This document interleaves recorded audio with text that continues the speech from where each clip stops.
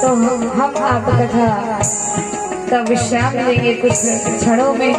आप सभी कुछ क्षण बस इंतजार कीजिए, इसके पश्चात कथा विश्राम ले लेगी। आप सभी आरती का दर्शन कीजिएगा और अपने अपने घर जाइएगा। प्रसाद पाकर ठाकुर जी ने सुदामा जी से छीन कर तंदुल लिए हैं।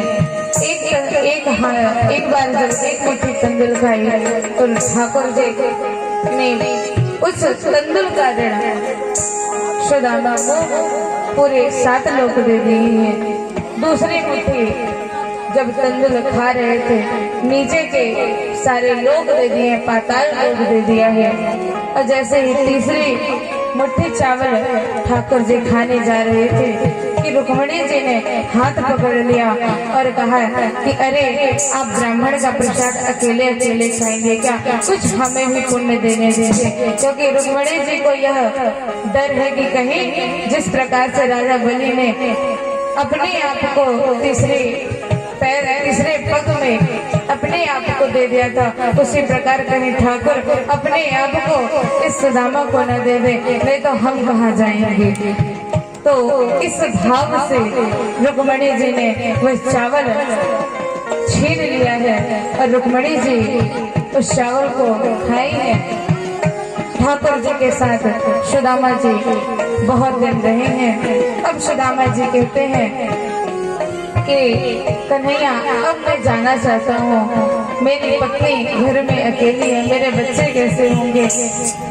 अब मेरा मन तो नहीं करता तुझे छोड़कर जाने का, लेकिन मेरे बच्चे हैं, मेरी पत्नी है, उसका भी तो दायित्व तो मुझ पर है, तो मैं जाना चाहता हूँ। ठाकुर जी ने रोका नहीं है, क्योंकि ठाकुर जी ने सारी कष्ट की निवृत्ति कर दी है। सुदामा की पत्नी का मनोरथ पूर्ण कर दिया है। सुदामा जी गए हैं अपने नगर में। जिस नगर को वे छोड़ कर गए थे, वहां पर टूटी फूटी झोपड़ियां थी। जब सुदामा जी लौट कर आए हैं तो वहां पर बड़ी बड़ी अटारियां हैं, बड़े बड़े महल हैं। महलों को देखकर सुदामा जी समझते हैं कि कहीं मैं दूसरे नगर में तो नहीं आ गया। वहीं सामने से सुशीला जी आती हैं। सुशीला जी ने कहा है कि मैं आपकी पत्नी हूँ। सुदामा जी ने कहा कि भाई मेरी पत्नी तो इतनी सुंदरी नहीं थी, इतने आभूषण धारण नहीं करती थी। सुशीला जी ने अपनी व्यथा जो संदेश ठाकुर जी को भेजा था, उस संदेश के बारे में सुदामा को बताते हैं कि हे पतिदेव, मैंने उन 4 मुट्ठी चावलों में ठाकुर जी को, द्वारिकाधीश को एक संदेश भेजा था। उस संदेश को ठाकुर जी पूर्ण करने के लिए आज इतना सब कुछ हमें देकर गए हैं। ठाकुर जी की भक्त वत्सलता को जानकर सुदामा जी ने ठाकुर जी को प्रणाम किया है, मन ही मन ठाकुर जी का ध्यान किया है। आगे कथा में सुखदेव जी परीक्षित जी को यदुवंशियों का जब समापन हुआ, लीला संवरण हुई, उसकी कथा बताते हैं। एकादश स्कंद को मुक्ति स्कंद कहते हैं। एक बार भगवान द्वारिकाधीश ने देखा कि द्वारिकाधीश के जो पुत्र हैं, पौत्र हैं, सभी बड़े उदंड हैं, ब्राह्मणों का सम्मान करने में थोड़ी चूक कर रहे हैं और इतने बच्चे हो गए हैं कि कहीं उनकी उदंडता से ये सारा संसार, इस संसार में धरती का भार न बढ़ जाए। तो धरती के बोझ को खत्म करने के लिए ठाकुर जी ने ऐसी लीला की है कि चतुर्मासा के लिए कुछ संत ठाकुर जी के द्वारिकाधीश में पहुंचे हैं। वहां पर जामवंती के जो पुत्र हैं, जिनका नाम है शाम्ब बड़े सुंदर हैं। शाम को महिला बनाकर सभी भाइयों ने सोचा कि क्यों ना संतों की परीक्षा ली जाए। संतों की परीक्षा के भाव से शाम को बड़े सुंदर तरीके से तैयार किया है, एक महिला के रूप में तैयार किया है और सोचा कि चलो संतों से कहते हैं कि सभी माताओं से अलग ही होते हैं। सभी माता जी लोगों से मेरा निवेदन है कि 15 मिनट थोड़ा सा और धीरज रखें। 15 मिनट बाद आप लोग अपने अपने स्थान से उठकर सुदामा जी को आप अपनी चावल की पोटली अर्पित कर सकते हैं। 10-15 मिनट और थोड़ा सा धीरज रखिए। 10-15 मिनट की बात है। इसके बाद कथा विश्राम लेगी, आरती होगी और इसके बाद आप लोग प्रसाद लेकर घर जाएंगे। बस 15 मिनट और कथा आपको समय दीजिए। बोले वृंदावन बिहारी लाल की जय हो। सांब को सभी भाइयों ने लेकर संतों के पास गए हैं। संतों ने जब देखा तो पूछा, भाई क्यों आए हो? शाम के जो भाई हैं वो कहते हैं कि संत जी, हम जानना चाहते हैं कि ये हमारे यहाँ के 9 वधू आई है जो कि गर्भवती है। हम जानना चाहते हैं कि इसके गर्भ से लड़का पैदा होगा या लड़की। तो संत जो कि त्रिकालज्ञ थे, कोई छोटे मोटे संत नहीं थे, कि विश्वामित्रो सिकणघोष दुर्वासा भृगुरंगिरः कश्यपो वामदे गोत्र वशिष्ठो नारदा। उसमें विश्वामित्र जी जैसे संत हैं, कर्म संत हैं, दुर्वासा जी जैसे संत हैं। दुर्वासा जी ने जब यह सुना कि ये लोग हमारी परीक्षा लेने आए हैं, दुर्वासा जी ने क्रोधित होकर कहा कि इसके न तो बेटा होगा न तो बेटी होगी, इसके गर्भ से मूसल पैदा होगा और उसी मूसल से तुम यदुवंशियों का नाश होगा। यह शाप ब्राह्मणों का है, ये भगवान की लीला है। इसमें कोई शंका नहीं है कि भगवान के बच्चों को कैसे शाप मिला। शाप तो खुद नारायण को मिला है, तो बच्चों को तो बात ही नहीं। यदुवंशियों का लीला संवरण के कारण ठाकुर जी ने ऐसी लीला रची। एक दिन ठाकुर जी एक वट वृक्ष के नीचे बैठे हुए थे, इतने शांत स्वरूप में बैठे थे कि एक बहेलिया आया है। कहते हैं कि ये वही है जो कि त्रेता में सुग्रीव का भाई था, जिसे ठाकुर जी ने, जिसे राम जी ने छिपकर बाण मारा था। आज वो वही उस चीज का प्रतिशोध लेने आए हैं। ऐसे संतों का भाव है। ठाकुर जी बड़े शांत स्वरूप में वटवृक्ष के नीचे बैठे हैं। वह बहेलिया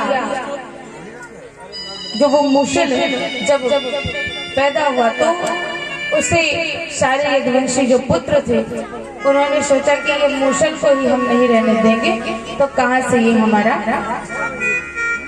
हमारी मृत्यु का कारण कैसे बनेगा। तो जितने भी यदुवंशी पुत्र थे सभी उसे घिस घिस कर खत्म करना चाहते हैं। उससे एक नुकीली सी कील बराबर वह लोहा बन चुका था और उसे फेंक दिया उन्हें यदुवंशियों ने। जब फेंक दिए तो वह बहेलिया ने उस कील को पाया और उसने उस कील को पाकर अपनी बाण में लगा लिया, बाण की नोक बना ली और जो घिस कर जहां पर जिस तट पर उस मूसल को घिसा गया था वहां से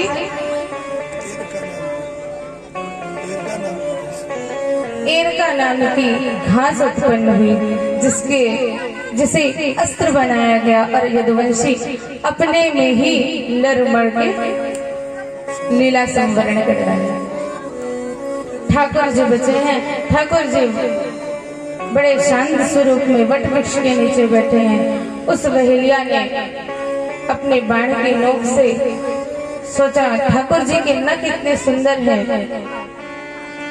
इतने चमक रहे हैं कि वो बहेलिया जब जंगल में गया तो ठाकुर जी की जो नोक है उसे उसने हिरण की आंख समझ ली और आंख समझकर वहां से उसने बाण मारा जो कि ठाकुर जी के नख में आकर लगा, जिसके कारण ठाकुर जी का लीला संवरण हुई। बोले वृंदावन बिहारी लाल की जय, राधा रानी सरकार की जय, श्री सद्गुरुदेव भगवान की जय। ठाकुर जी लीला संवरण करके अपने स्वधाम को गए हैं। सुखदेव जी ने परीक्षित जी को दत्तात्रेय महाराज की कथा श्रवण कराई है। दत्तात्रेय जी ने 24 गुरु बनाए हैं। 24 गुरु में उन्होंने जितने भी सचराचर जीव हैं उन सभी को अपना गुरु बनाया है। पहले गुरु को पृथ्वी को बनाया, वृक्ष को बनाया, आकाश को बनाया, जल, अग्नि, चंद्रमा, सूर्य, कबूतर, अजगर, सागर, पतंगे, मधुमक्खी, हाथी, मृगी, पिंगला, वेश्या, कुरर पक्षी, कन्या, बाण बनाने वाले को, सर्प को, मकड़ी को, भृंगी को और स्वयं अपने देव को। ये 24 गुरु दत्तात्रेय महाराज ने बताए हैं।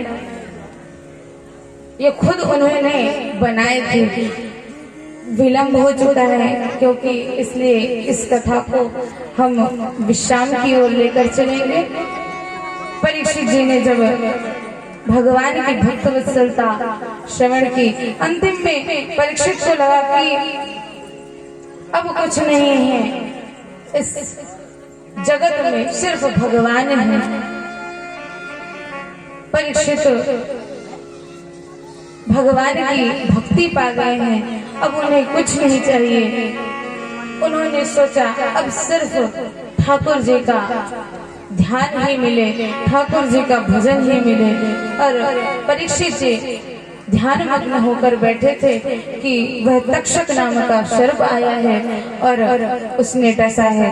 और परीक्षित जी सहजता से बिल्कुल अपने प्राण को त्याग देते हैं।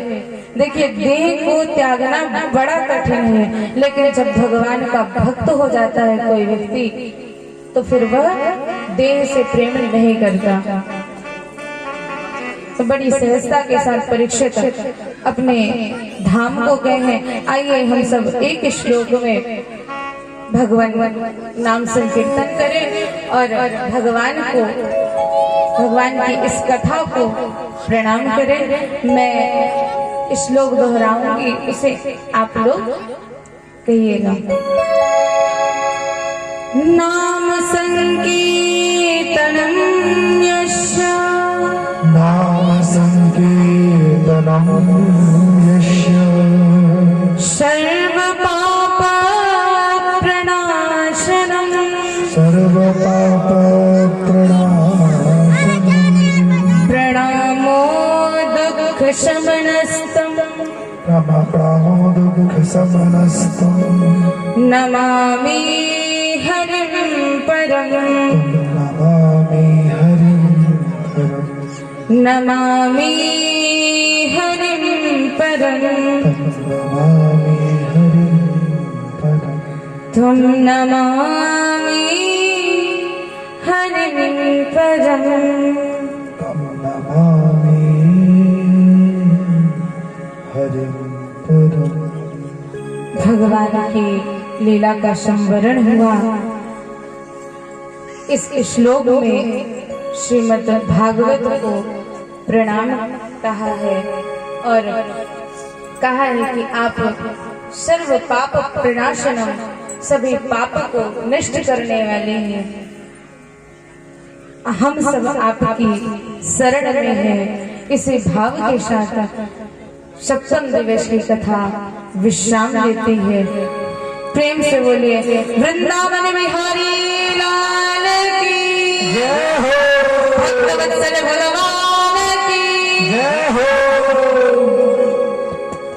चलिए हम सब सबसे पहले इस कार्यक्रम में जिन जिन ने खैर सहयोग तो आप सभी का है, पर जिन जिन का विशेष सहयोग रहा है आप सभी को बहुत बहुत धन्यवाद। हमारे नगर पालिका अध्यक्ष श्री पुरुषोत्तम भैया वो किन्हीं कारणों बस नहीं आ पाए, और हमारे वार्ड नंबर 4 के सतीश भैया और शायद वार्ड नंबर 5 की अन्नू दीदी पार्षद यहाँ पर विराजमान है।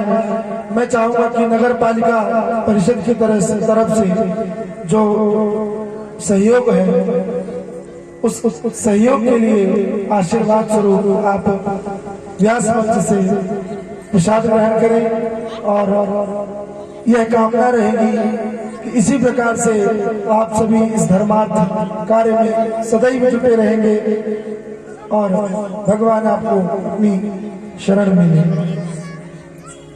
अनु दीदी आप आइए उठ के और व्यास मंच से आशीर्वाद ग्रहण करें। नगर पालिका परिषद से आप इस मंच में प्रतिनिधि रूप में बैठी हुई हैं, आप आइए आशीर्वाद स्वीकार करें।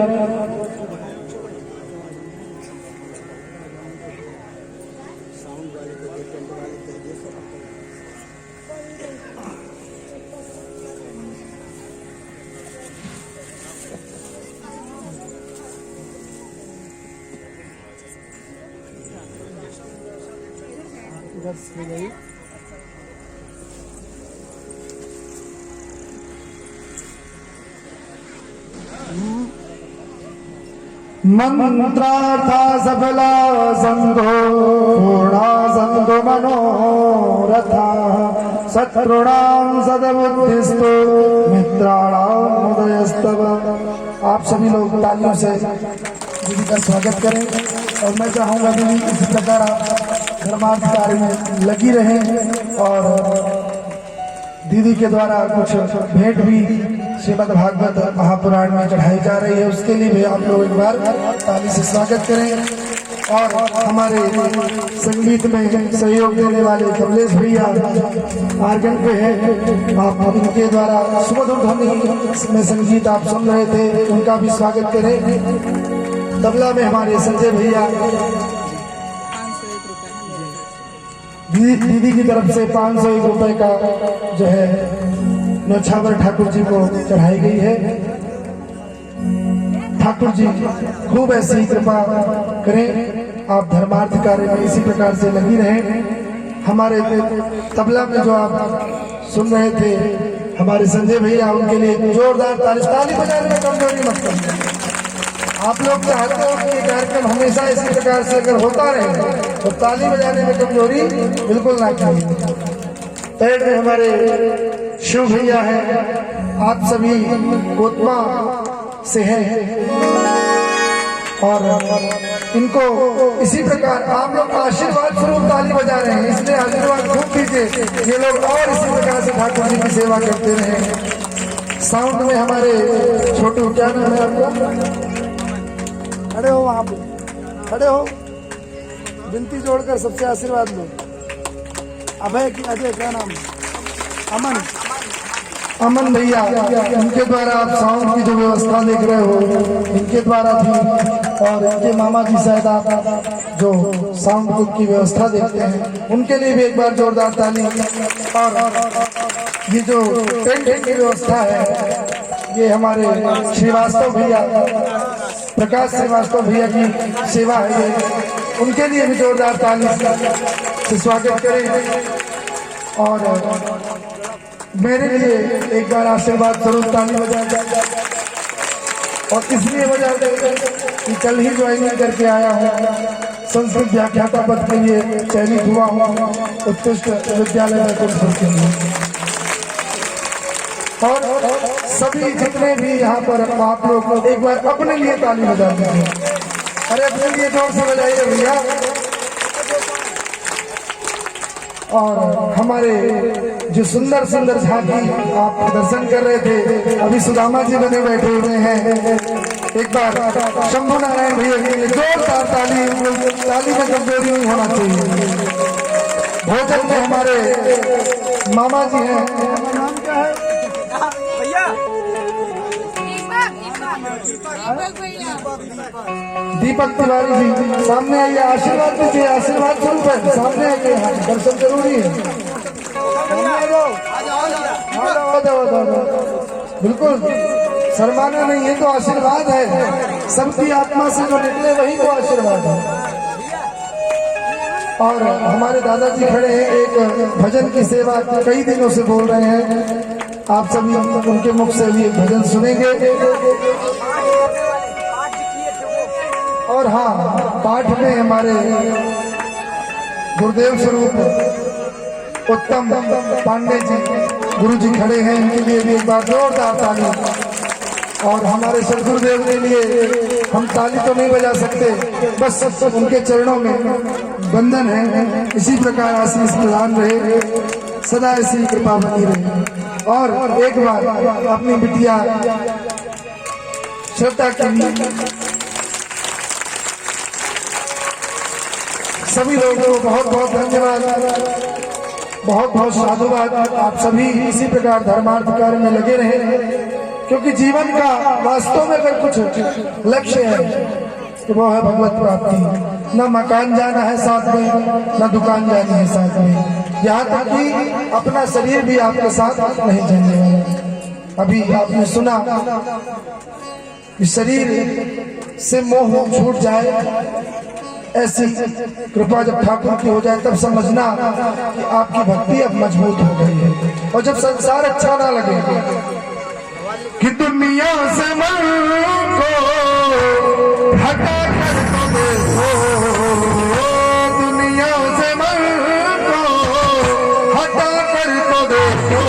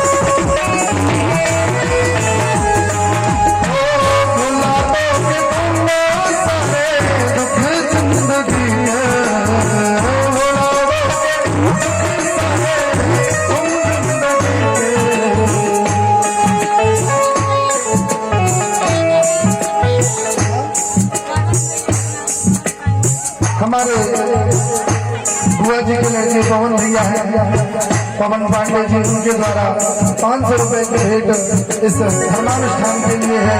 एक बार उनके लिए तालियों से स्वागत कर दें और सुमधुर दोनों भजन का आनंद लें। उसके बाद विदाई की और उसके बाद आरती और उसके बाद जितने भी भक्तजन हैं अगर गाना चाहते हैं तो उनके लिए मंच बना है, आप गा सकते हैं। ठीक है दादा? तेरे घाटों से भी तो तेरे घाटों से भी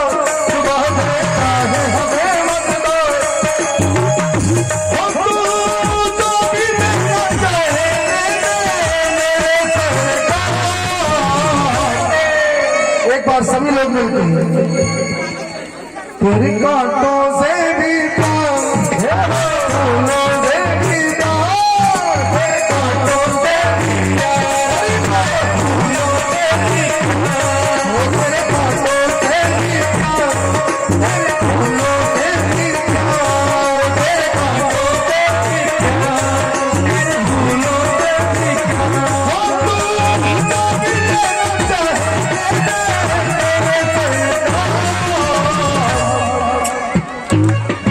मेरी कांटों से प्यार, मेरे फूलों से भी प्यार, मेरे कांटों से भी प्यार, मेरे फूलों से भी प्यार, भुला दोगे तुझे सारे तुम्हें जिंदगी में, भुला दोगे तुझे सारे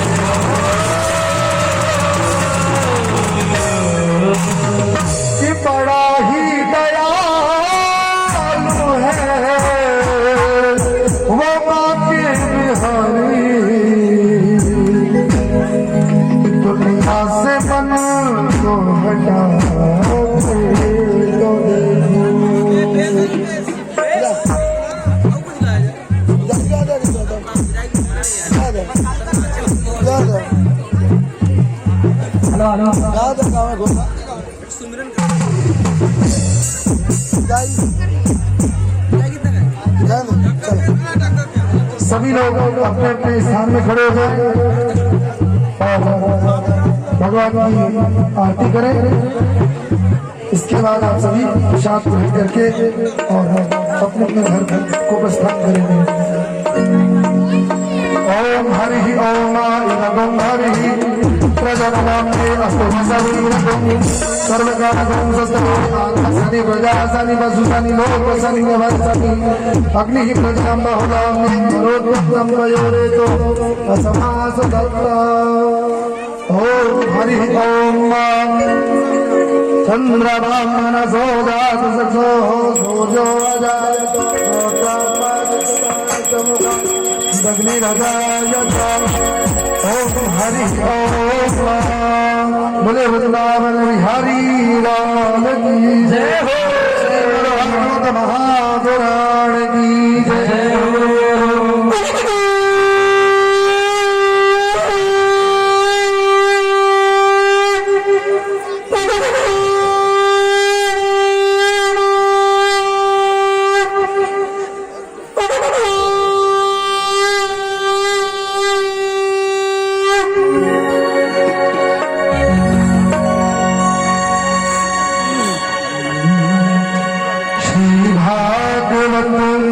भगवान की है आरती, पापियों को पाप से है तारती। भागवत भगवान की है आरती, पापियों को पाप से है तारती।